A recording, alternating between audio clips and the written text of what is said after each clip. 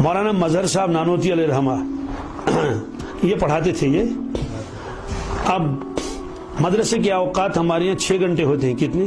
صبح 4 گھنٹے، ظہر بعد پھر 2 گھنٹے. تو درس ختم ہو جاتا تھا، اگر کوئی آ جاتا تھا اس وقت حضرت کو مجھے اپنا مشورہ لینا ہے آپ سے ذاتی، تو حضرت جو ہے وہ گھڑی دیکھتے تھے. کیا مولانا مظہر صاحب گھڑی دیکھتے تھے کہ کیا بجا. اس کے بعد اس سے بات ہو گئی، 5 منٹ 10 منٹ لگ گئے تو کاپی میں لکھ کے رکھتے تھے. 10 منٹ ہم نے بات کر لی، کوئی مسئلہ نہیں پوچھنا تھا اس کو، کوئی مشورہ کرنا تھا 10 منٹ. اب لوگوں کا تو آنا جانا بھی رہتا تھا، بزرگ بھی تھے، عالم بھی تھے، تو تعلقات بھی تھے، رشتے وغیرہ سارے لکھ کے رکھتے تھے. تو اب مہینہ جب ختم ہو جاتا تھا تو اس کا حساب لگاتے تھے کہ ہم نے کتنے منٹ بات کر لی ہے مدرسے کے اوقات میں دوسرے لوگوں سے.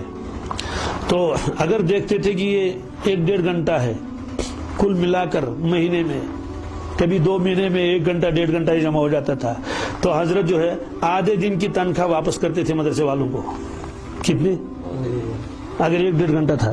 اور اگر دیکھا کہ یہ 3 گھنٹوں سے زیادہ ہو گئے ہیں مہینے بھر میں، کسی سے مشورہ کسی کو، تو پورے 1 دن کی تنخواہ واپس کرتے تھے اور رخصت کاٹتے تھے. کام تو میں آتے تھے، بس ایسے درخواست ڈال دی، تو جب درخواست ڈال دی تو ان پیسے کٹ جاتے تھے. فرماتے تھے کہ یہ وقت جو مدرسے کا تھا یہ ہم نے جو ہے وہ اپنے انفرادی کام میں لگا دیا. تو حضرت سہارنپوری کا ان کا بھی ہے واقعہ کہ حضرت پڑھا رہے تھے سبق، تو ایک شخص آئے درجے میں بیٹھے، حضرت تو پڑھاتے رہے، اس کی طرف کوئی توجہ نہیں کی.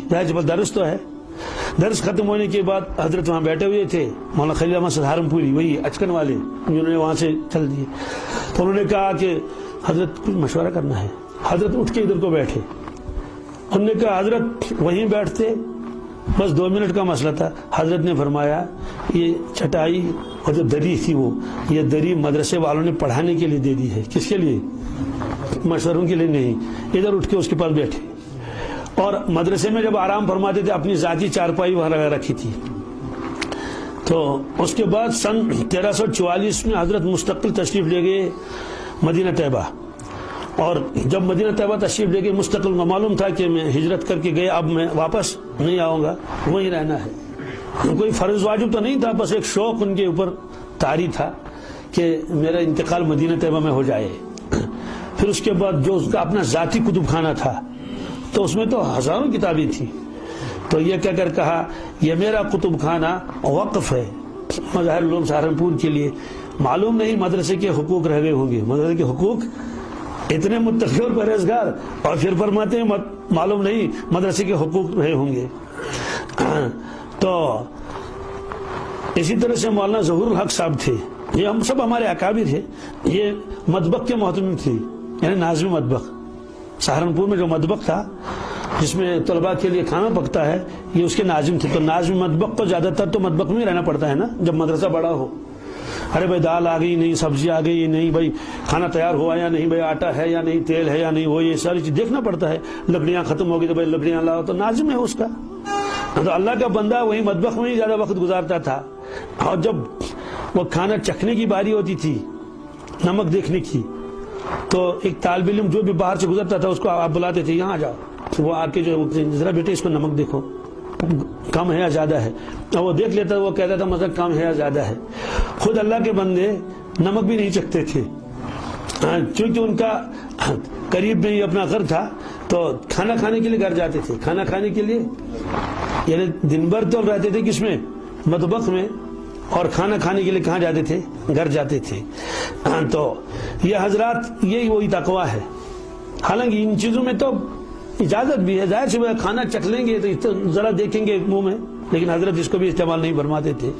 حضرت شیخ کے والد صاحب مولانا یحییٰ صاحب رحمۃ اللہ علیہ، حضرت شیخ خود فرماتے ہیں، آخر کے 7 سال کا تو مجھے معلوم ہے، حضرت فرماتے ہیں کہ مدرسے میں حضرت نے 7 سال قیام کیا. تو پڑھاتے تھے لیکن مدرسے سے تنخواہ نہیں لیتے تھے 7 سال. اور کھانا چونکہ لاتے تھے وہاں سے، ہوٹل تھا، گھر دور تھا اس زمانے میں، ہوٹل سے آتا تھا، تو وہ جو ٹفن بکس سے اس میں لاتے تھے ناشتہ دان. اب جب سویرے لائیں گے تو سردیوں میں تو ٹھنڈا ہو جائے گا سالن. تو وہاں سردیوں میں نے بھی وہ خود بھی دیکھا ہے، وہاں بڑے بڑے ڈرم لگے ہوئے ہیں، ان کے نیچے آگ جلتی ہے آگ جلاتے اس میں، تو وہ آگ کے قریب میں رکھتے، آگ کے اوپر نہیں، آگ کے قریب میں رکھتے تھے، اس میں ہلکی سی گرمی رہتی تھی۔